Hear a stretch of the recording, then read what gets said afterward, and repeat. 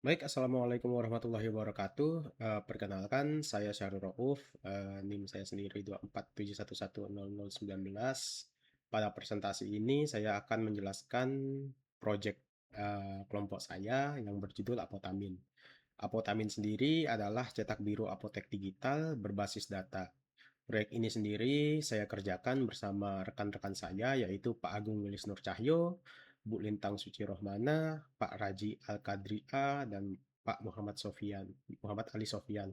Pada mata kuliah inteligensi bisnis ini, kami diampu oleh Bapak Dr. Edi Faisal, ST, MCS. Nah, yang pertama latar belakang proyek ini sendiri adalah kondisi data operasional apotek yang masih tersebar.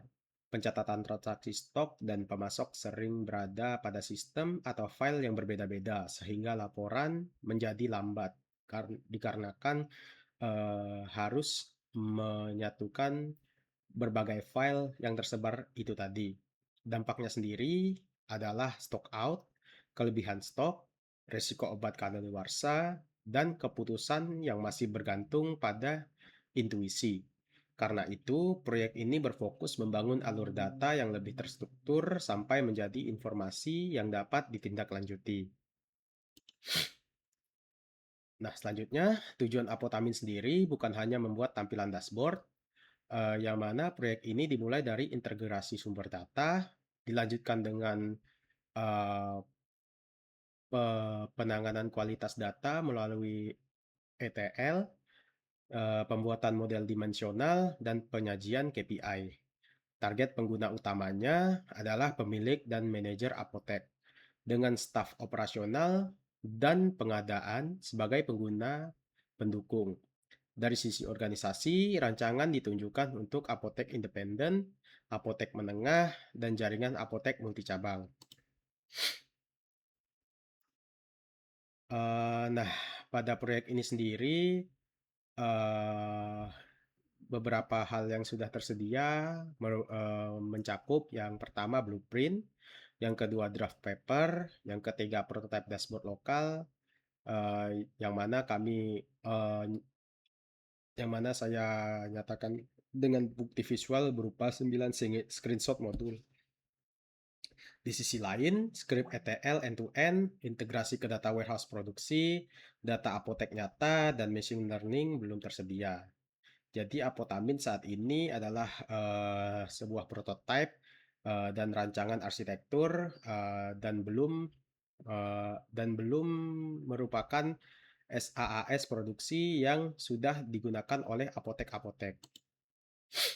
Nah, arsitektur Apotamin sendiri terdiri atas 5 lapisan. Yang pertama, data berasal dari POS, database, transaksi CSV dan API, yang kemudian diproses pada lapisan integrasi melalui ETL dan disimpan di data warehouse PostgreSQL, yang kemudian dianalisis melalui komponen OLAP, KPI, dan alert.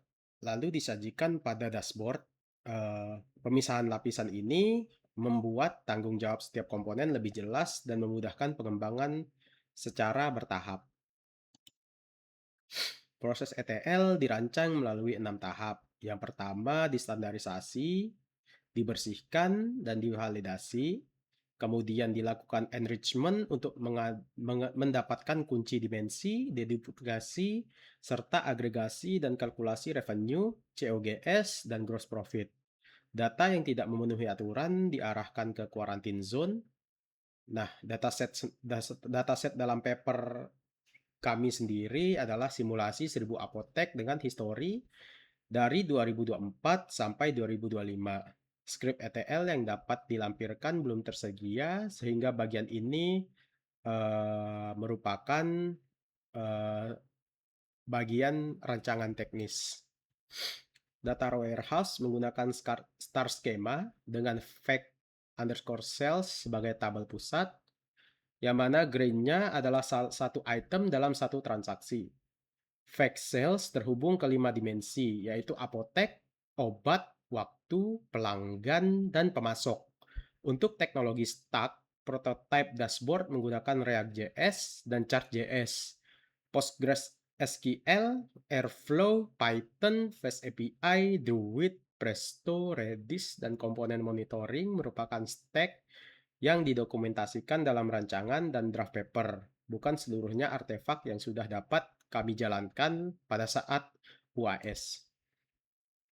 Nah, prototipe dashboard lokal memiliki 9 modul, yaitu dashboard, pelanggan, pemasok, AI Insight, multicabang, penjualan, stok obat, kadaluarsa, dan KPI, dan evaluasi. Melalui prototipe ini, kami dapat mendemonstrasikan navigasi antar modul, kartu KPI, grafik, tabel, peringatan, dan saran tindakan. Angka serta nama pada tampilan adalah data simulasi. Modul AI Insight juga merupakan penyajian rekomendasi pada prototipe, bukan bukti model machine learning yang sudah dilatih.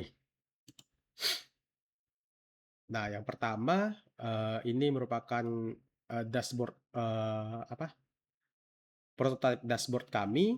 Pada skenario dashboard, total penjualan bulanan ditampilkan sebesar Rp125.450.000 dengan pertumbuhan 12,5% dan produk terlaris adalah vitamin C 500 mg. Namun, expired medicine rate berada pada 3,2% dan stock availability 94,5%. Berdasarkan benchmark di draft paper kami, EMR 3,2% masuk kategori warning, sedangkan SAR 94,5% masih good, akan tetapi belum excellent, yang mana excellent harus mencapai di atas 95%. Jadi pertumbuhan penjualan perlu dibaca bersama risiko persediaan. Selanjutnya, pada bagian insight dan rekomendasi, 3 insight utama dapat ditunjukkan. Yang pertama, cabang Diponegoro tumbuh minus 2,4% sehingga perlu evaluasi lebih lanjut. Kedua, modul stok menunjukkan adanya surplus dan kekurangan yang berbeda antar cabang. Rekomendasinya adalah transfer stok untuk menekan stock out dan dead stock. Dan yang ketiga, terdapat 2 produk yang sudah kadaluarsa dan 1 dalam periode peringatan. Tindakannya adalah penarikan produk, penerapan FAFO, dan pemantauan lebih awal. Seluruh insight ini berasal dari skenario simulasi pada prototipe.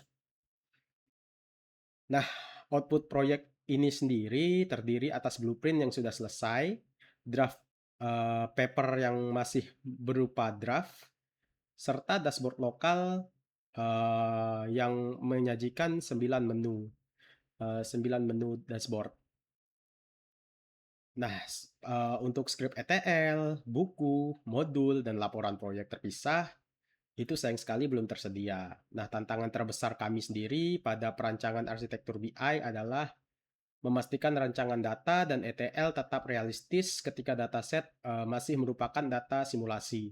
Jika proyek ditindaklanjuti, mungkin prioritas kami adalah membangun prototipe end-to-end, menggunakan data nyata yang dianonimkan, dan memvalidasi KPI bersama pengguna apotek. Nah, sebagai kesimpulan, Apotamin ini dirancang untuk membangun alur yang konsisten dari data operasional menjadi KPI, kemudian menghasilkan tindakan. Nilai utamanya adalah membantu pemilik dan manajer apotek melihat kondisi bisnis secara lebih terpadu.